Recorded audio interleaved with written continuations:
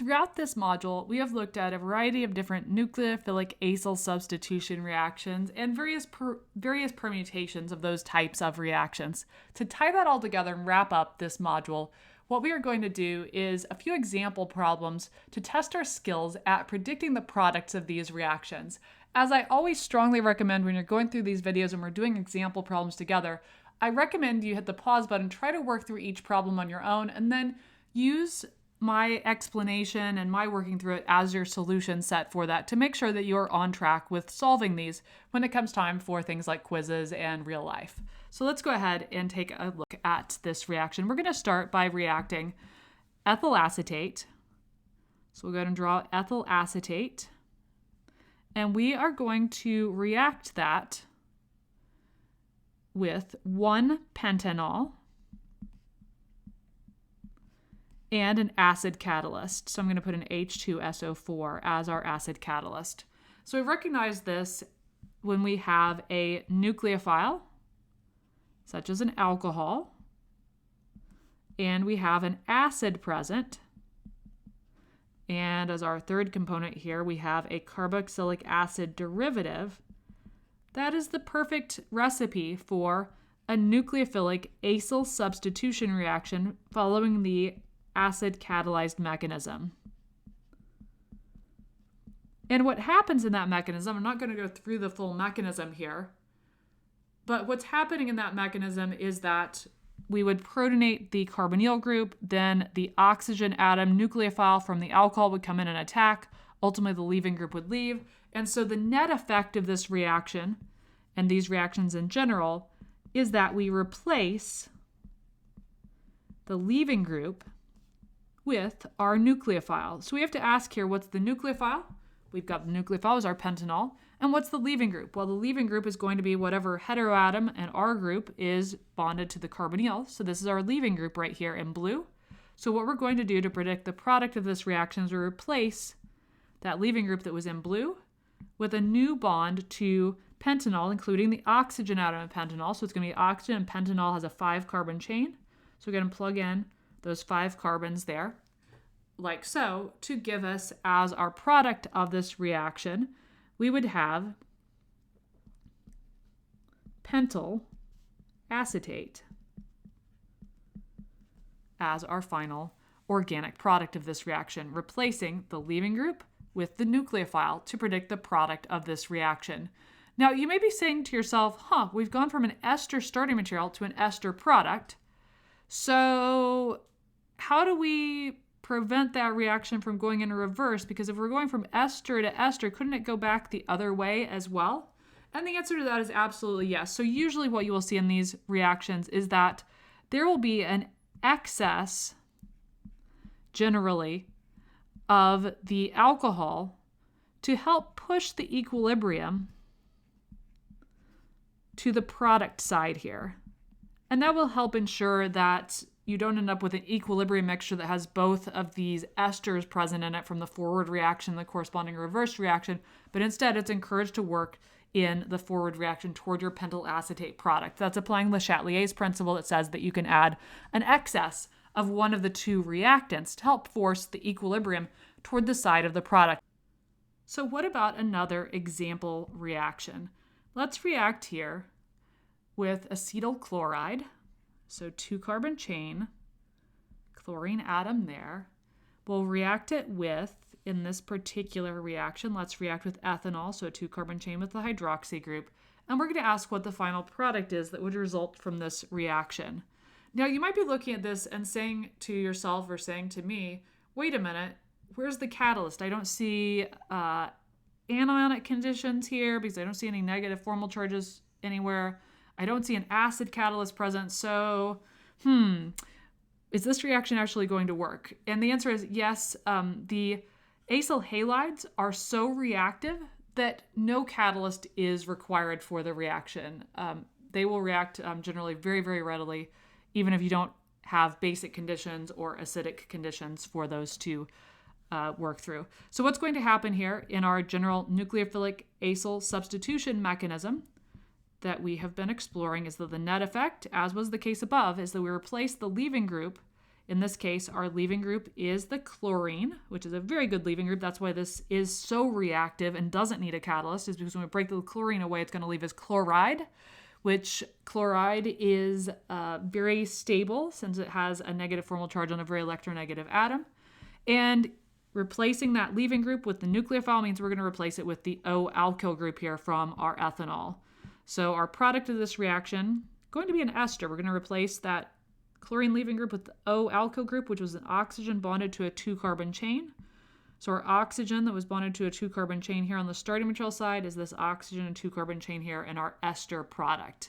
The other product of that reaction, if we're balancing this all out, we have a chlorine leaving group. We also have this hydrogen here that we would have removed at some point. So we also have, as a result of this reaction, HCl.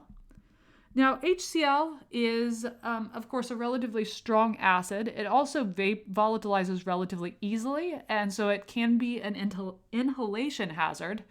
And so to avoid the hazards of working with a reaction that yields HCl product, oftentimes what is included in this reaction is a compound called pyridine, which we saw back in our chapter on aromatic molecules. So often this reaction has pyridine as the solvent to help dissolve these compounds to facilitate them in reacting by solubilizing them and enabling them to interact with one another. And pyridine, being that it has that nitrogen atom in it, is able to act as a weak base to neutralize the dangerous HCl product that results from this reaction, like so.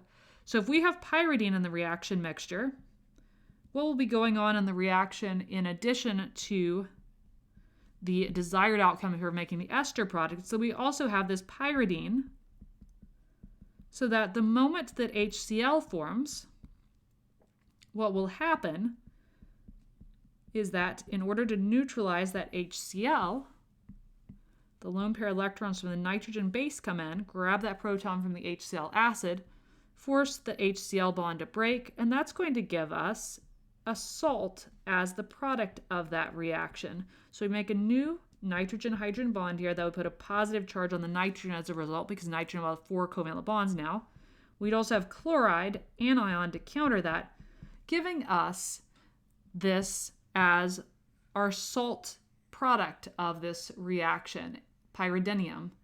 And so as a result, that will neutralize the HCl, and then this pyridinium salt is really easily removed from the reaction mixture to enable you to purify your ester product out of the reaction. So don't be thrown off if in a reaction, when I give you a reaction or you see a reaction, you see that it's not just the nucleophile, but also this pyridine present there as well.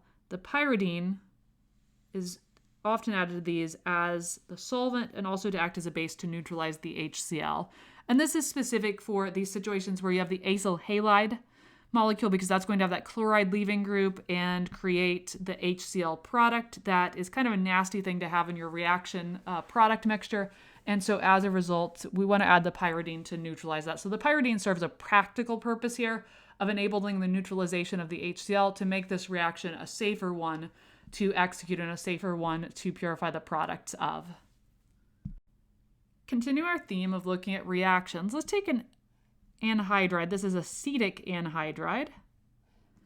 This symmetrical anhydride molecule right here. And most of the anhydrides that you run into will be symmetrical, because otherwise you would end up, when you do nucleophilic acyl substitution, with a mixture of different reaction products. So keeping that in mind, we're going to react with 1 propanol, and we're going to say that we have an excess of that 1 propanol. And we can throw in here acid catalyst. In the case of these acetic anhydrides, this is actually not essential for anhydrides because they are one of the more reactive types of carboxylic acid derivatives. So generally this reaction would take place just fine even if you didn't have acid catalyst in there. But we'll go ahead and throw it in just for good measure here. So what's going to happen in the reaction is that, keeping in mind that the leaving group leaves and is replaced with the nucleophile in these nucleophilic acyl substitution reactions, we have to ask, what do we have here to act as the nucleophile? All right, as the nucleophile, we have our alcohol, specifically the oxygen is the business end of that nucleophile. And additionally, thinking about what we have available as our leaving group, we have our carbonyl directly bonded to two oxygens. It doesn't matter which of those two carbon-oxygen bonds in red that you break, pick one or the other. Since the molecule is symmetrical, you could break either one. If the molecule are asymmetrical, you'd end up with a mixture of reaction products. That's why we usually use symmetrical reactants here. So we can break that bond. That is the bond to our leaving group.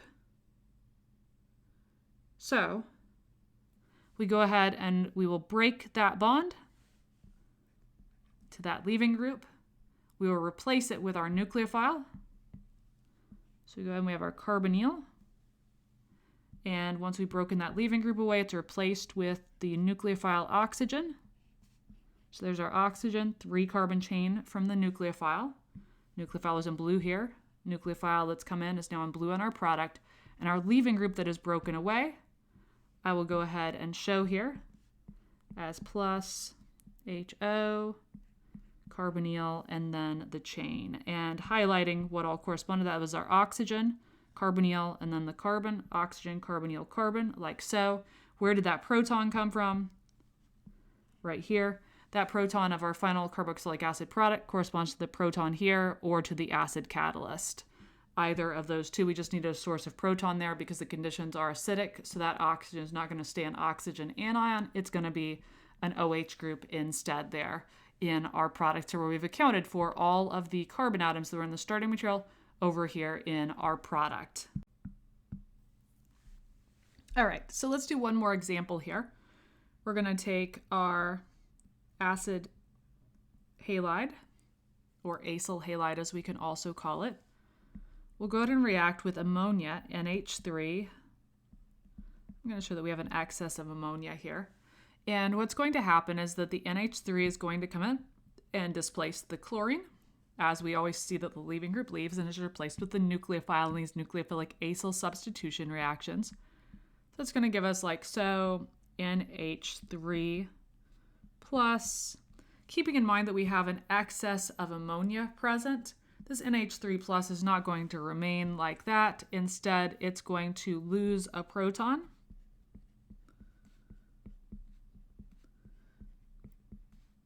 Because we have that excess of NH3 there that can act as a base to grab that proton. So that will give us, as a result, an amide with NH2 there. And the other product of that reaction, in case you are wondering about what's happening in the inorganic side of the spectrum, when you have that ammonia come in and grab that proton from our acid there, that's going to create NH4 plus as a result of this reaction as well. We had chloride anion there also, so it'd be NH4 plus Cl minus. We generally aren't so concerned about that because we're looking at the organic side of the spectrum here. And certainly from the organic perspective, since we have that ammonia present, we definitely don't want to have this as NH3 plus in our final product that we're drawing out, because under basic conditions, that positive charge is not going to be favorable.